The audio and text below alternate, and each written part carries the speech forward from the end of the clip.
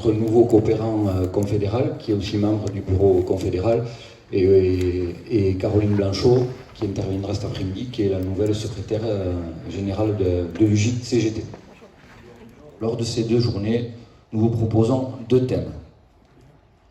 Se renforcer pour gagner. L'enjeu du 4e cycle électoral doit être la priorité de toutes et tous. Les élections TPE de l'automne 2024 viendront clôturer ce cycle. Il nous faut encore œuvrer à l'implantation de la CGT partout où nous pouvons présenter des listes. La qualité de vie syndicale devra être une priorité dans nos organisations, comme la formation des nouveaux adhérents, mais aussi des militants pour les aider à prendre des responsabilités. Collectivement, nous pouvons œuvrer pour une vie syndicale de qualité au service des revendications et des conquêtes. Caroline Blanchot, que je vous ai présentée tout à l'heure, ex-animatrice de la vie syndicale sur l'UJIC et nouvelle secrétaire de l'UJIC, est avec nous pour débattre de ces enjeux, avec notamment le déploiement dans le 2e et 3e collège. Je m'appuierai sur le communiqué confédéral envoyé dès lundi 9 octobre, dans lequel la CGT a condamné les actes de terrorisme du Hamas et l'escalade de violence qui, des 2 côtés, fait des millions de victimes civiles.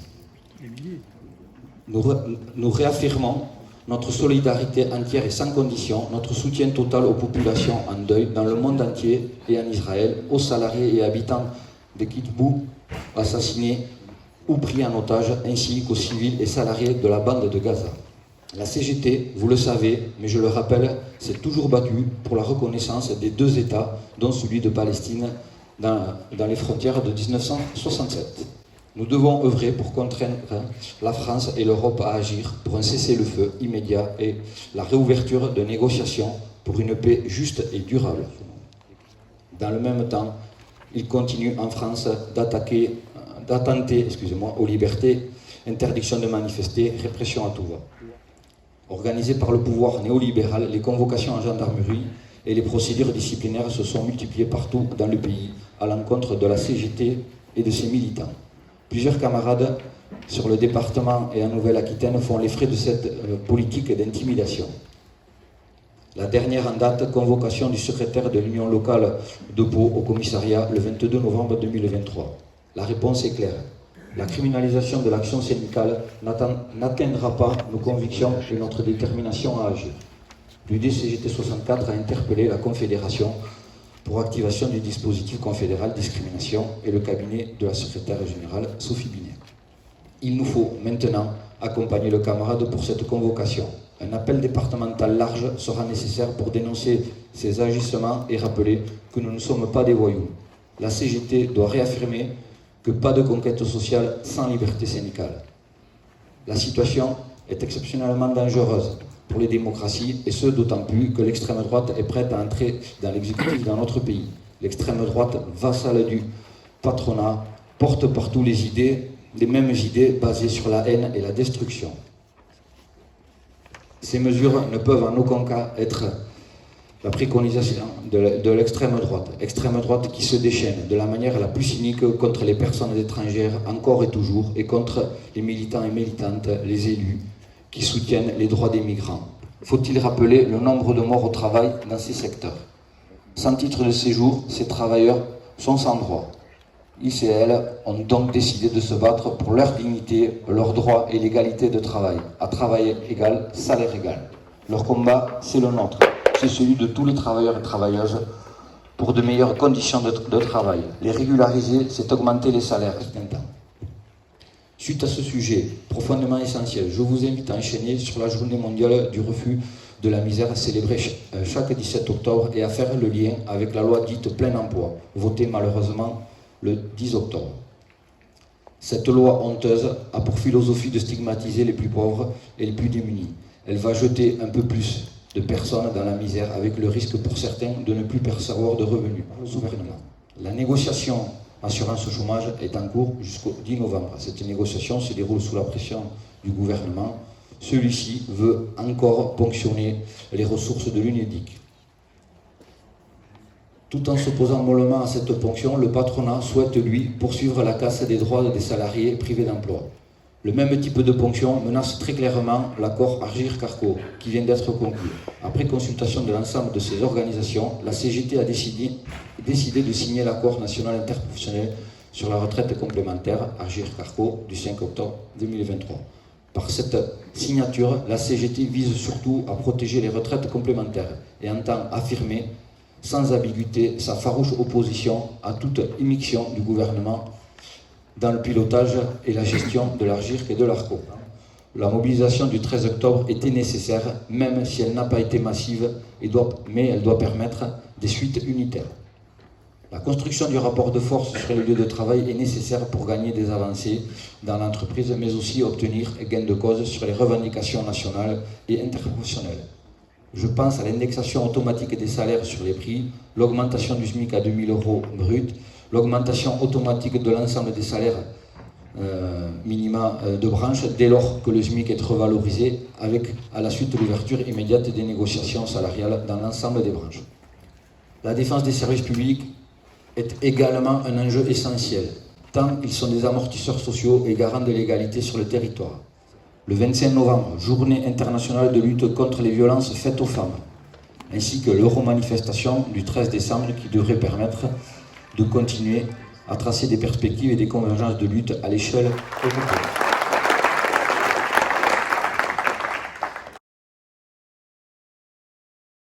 Je tiens à signaler, on avait le dernier congrès, et je suis très content parce qu'on avait beaucoup de nouveaux militants, et notamment qui avaient assisté, parce que, chose particulière à notre syndicat, c'est qu'on fait notre propre formation. Pour la réforme des retraites est un mouvement historique. C'est un mouvement de lutte historique. Nous avons tout fait au niveau de l'UL de Pau pour porter les secteurs en reconductible. Il y avait les 15 journées de manifestation qui se sont étalées sur les 6 premiers mois de l'année. Nous avons proposé en plus de ça 20 actions et aujourd'hui, nous sommes convoqués pour l'une de ces actions. C'est-à-dire que ce qui les a embêtés, c'était justement ce qui était susceptible de porter la reconductible et d'aller plus loin que la simple manifestation, de montrer que les secteurs en grève étaient capables de frapper partout, que les grévistes étaient visibles partout, qu'ils étaient capables de bloquer l'entrée de la préfecture, de bloquer l'entrée du Grand Prix, etc. Moi j'appelle à ce qu'on... Alors pourquoi on a perdu? Moi j'ai entendu Sophie Binet, notre secrétaire générale, elle a donné quelques éléments, ce serait bien de les rappeler. D'abord effectivement le recul des organisations syndicales en général, parce que ça c'est une réalité. Et deuxièmement, elle a expliqué aussi, et je crois qu'on le sait tous, on a une constitution qui est non démocratique. Vous avez vu le nombre d'articles de la constitution qui ont été utilisés pour faire passer un projet non approuvé par le peuple, non approuvé par les salariés, non approuvé par les élus, et qui passe quand même. Ça doit interroger quand même. Et donc là, il faut aussi le mettre sur en discussion. Et demandez la paix, hein. Allez-y et vous prenez une montre et vous comptez combien de temps la paix elle va durer. Parce qu'avec des colonies sauvages qui viennent tuer des Palestiniens aujourd'hui, on ne parle pas beaucoup de la Cisjordanie parce que tout le monde est focalisé sur Gaza. Mais aujourd'hui, des colons extrémistes fusillent sans préalable des Palestiniens. Même pas des policiers ni rien. Et il faut savoir que chaque Israélien est membre réserviste de l'armée de Tsahal, l'armée la plus barbare du monde, mes camarades. Ils bombardent des enfants. On en est à 4000 enfants morts. Combien de temps ça va durer encore? On est un certain nombre à être engagés à la FPS ou à d'autres organisations qui travaillent pour, effectivement, que les décisions qui ont été prises de l'ONU se traduisent concrètement en Palestine. On peut se féliciter qu'il y avait du monde dans les manifs cette année. Moi, je suis désolé, hein, pour un sujet comme ça a été mené, moi j'ai trouvé quand même faible. On peut dire ce qu'on veut.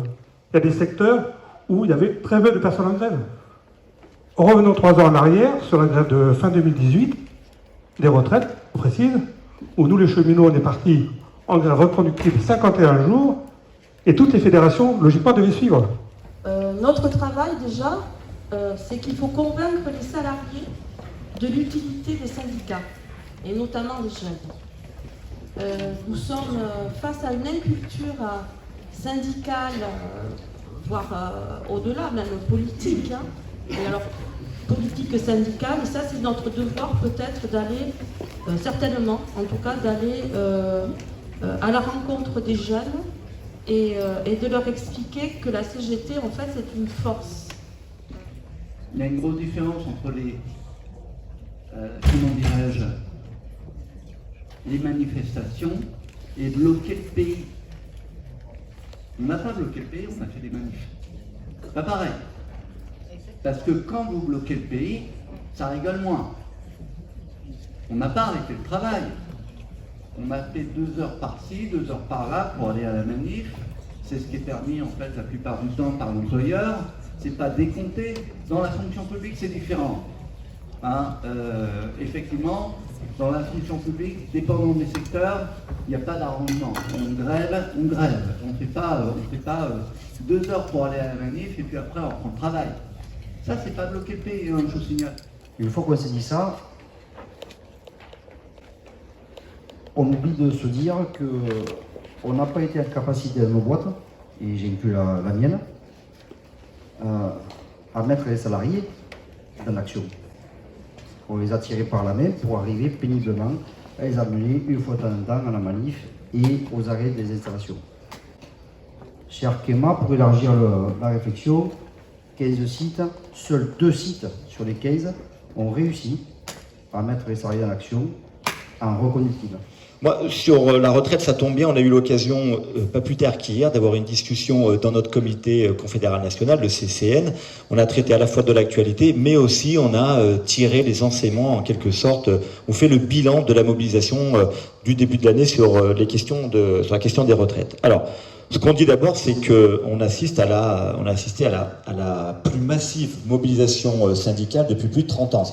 Un tel niveau de mobilisation à la fois parce qu'on a fédéré toutes les catégories socio-professionnelles, c'est-à-dire que dans la mobilisation, on a eu toutes les catégories de l'ouvrier à l'ingénieur, on a eu aussi toutes les générations, c'est-à-dire qu'on a eu une présence de la jeunesse très forte dans les mobilisations, mais aussi les moins jeunes, comme on dit, ou les vieux, pour être vulgaire, une mobilisation très forte des femmes, parce qu'elles ont très rapidement compris, comme les hommes, mais les femmes ont très rapidement compris que cette réforme était particulièrement injuste pour elles, parce qu'elles ont des carrières hachées, parce qu'elles sont plus victimes de la précarité, sont plus victimes des bas salaires. Et donc cette réforme des retraites, elle a encore aggravé cette injustice.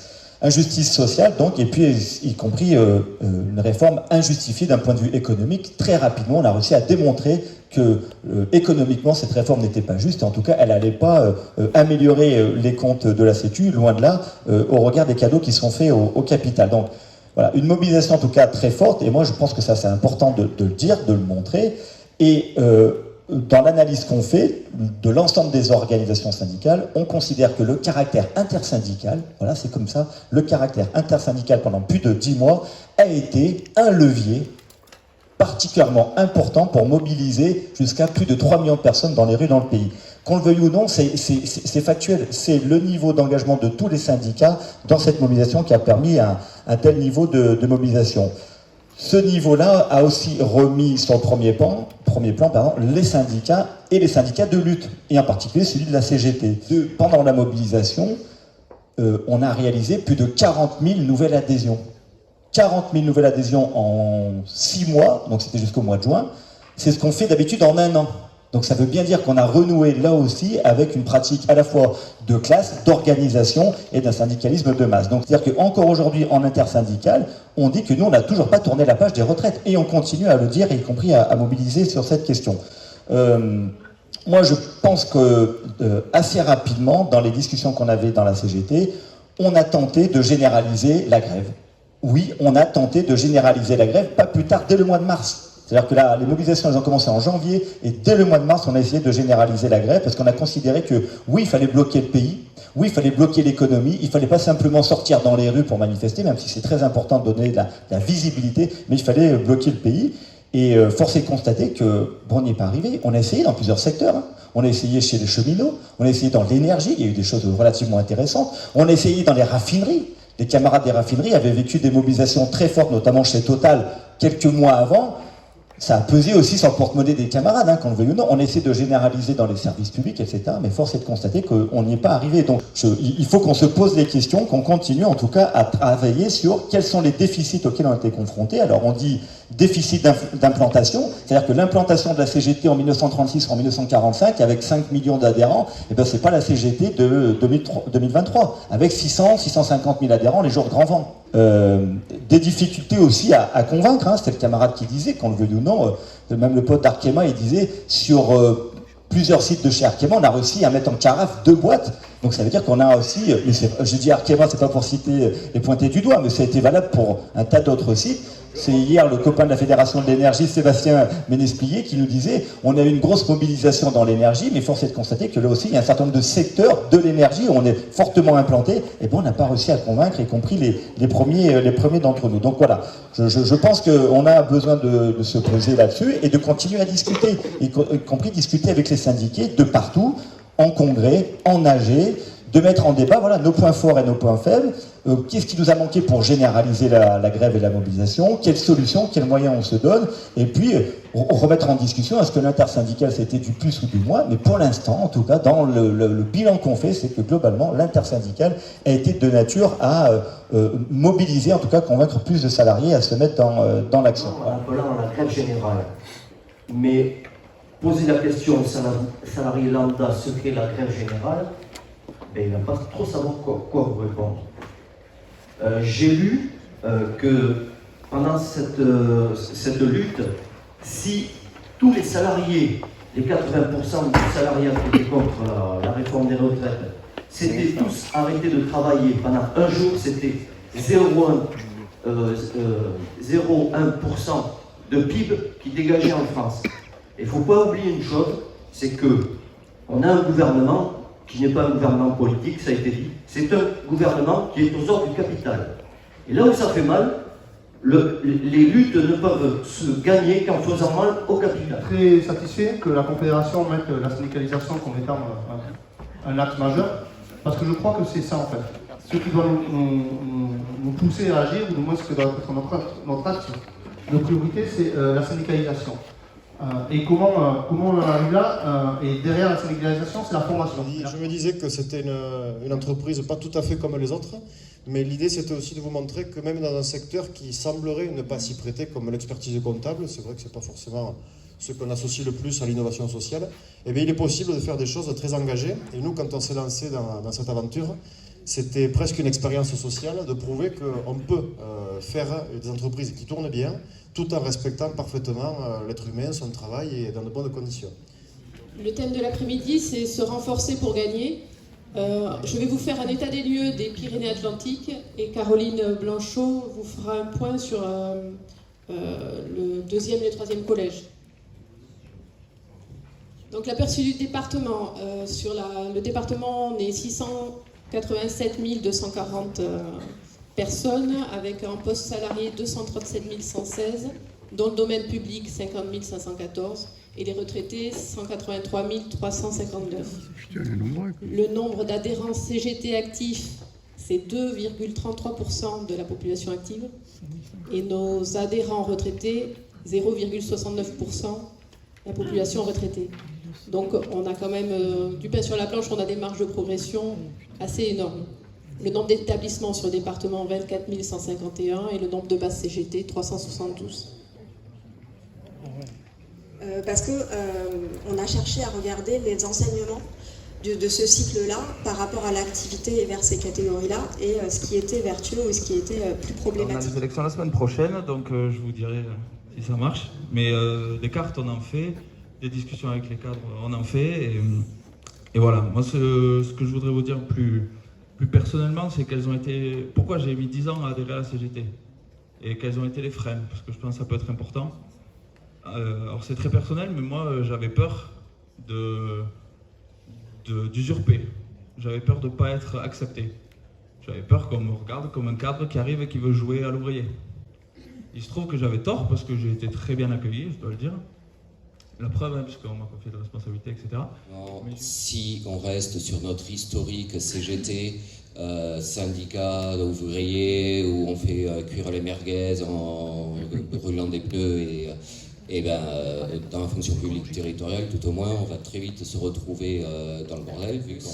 Mais par contre, effectivement, on est parti sur toute une politique de développement de la CGT à destination des A et des B, puisqu'effectivement on n'avait pas les mots et la manière de s'exprimer envers ce style de catégorie sociale. Quand vous réclamez que l'intéressement participation soit socialisé alors qu'elle est capitalisée, si je vous donnais les chiffres, vous serez vert. Donc c'est pas évident d'aller porter la voix de la CGT qui est la même que celle que vous portez chez les ouvriers. La différence, c'est que d'abord on s'est servi énormément de l'UGIT. C'est vrai qu'on a participé énormément aux UFIT de notre fédération puisqu'on est à la FNME. On a aussi développé une manière de parler, une manière aussi d'écrire les tracts différentes. Bon, ça, avec Fredo, on en avait pas mal discuté, et puis c'est vrai que ça a servi parce qu'on a eu d'autres exemples. Les anciens nous avaient aussi un petit peu déjà démarré l'affaire. On a fait aussi venir des jeunes, parce que dit Fred, c'est pareil. Plus il y a de jeunes, plus il y a des idées qui vont arriver, qui vont être nouvelles. Ça, c'est clair. Comment on va faire pour éviter justement ces mots de discrimination? Alors moi, je suis dans mon cas personnel, pendant 6 ans, je suis parti en lutte parce qu'en fait, j'étais dans un emploi qui se disait cadre. Et moi, ils ne voulaient pas que je sois cadre pour justement que je ne puisse pas permettre aux salariés de voter CGT au 3e collège. Et bien, vous savez, une chose qui va se passer, qui est magique, si la justice a donné raison au patronat pour dire que je ne pouvais pas passer cadre, grâce à la convention collective, je vais être cadre et même je vais être au niveau G normalement. Alors vous imaginez? Et ça passe déjà pour la formation. C'est pas la première chose, mais c'est une chose très très importante. Donc voilà, il faut vraiment que tout le monde joue le jeu et qu'on présente les stagiaires pour pouvoir vraiment former bien comme il faut nos syndiqués. Je pense qu'il faut mener cette réflexion plus grave. Alors je vois dans le document d'orientation, il faut organiser.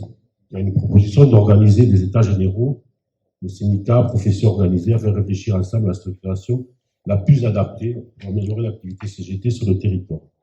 Syndicats professionnels, territoire, périmètre des syndicats.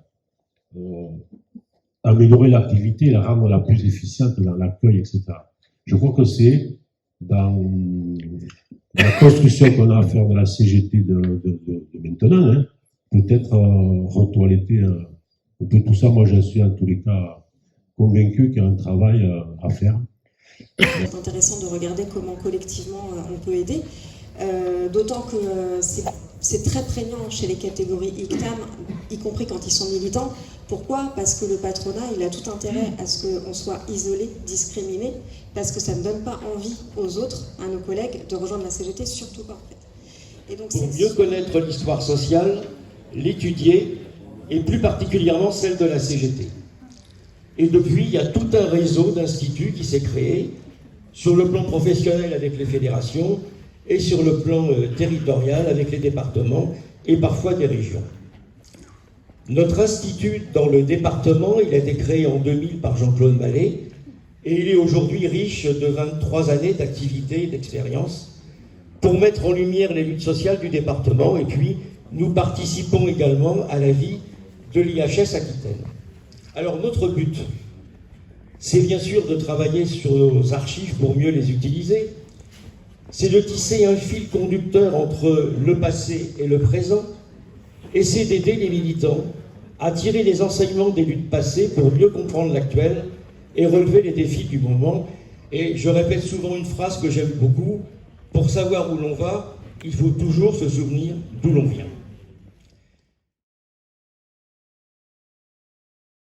Du vote. Pour le bilan d'activité, alors pour 3352, contre 343, abstention 270. Donc conformément aux règles votées, le bilan d'activité est adopté à 90,7% et 9,3% contre, puisque c'est les deux seuls qui sont comptés dans les voix. On a fait le calcul avec les camarades. Donc le bilan est adopté à 90,7%. Donc vote sur le document d'orientation 760 pour et 46 contre. Donc le document d'orientation est adopté à 98,67%.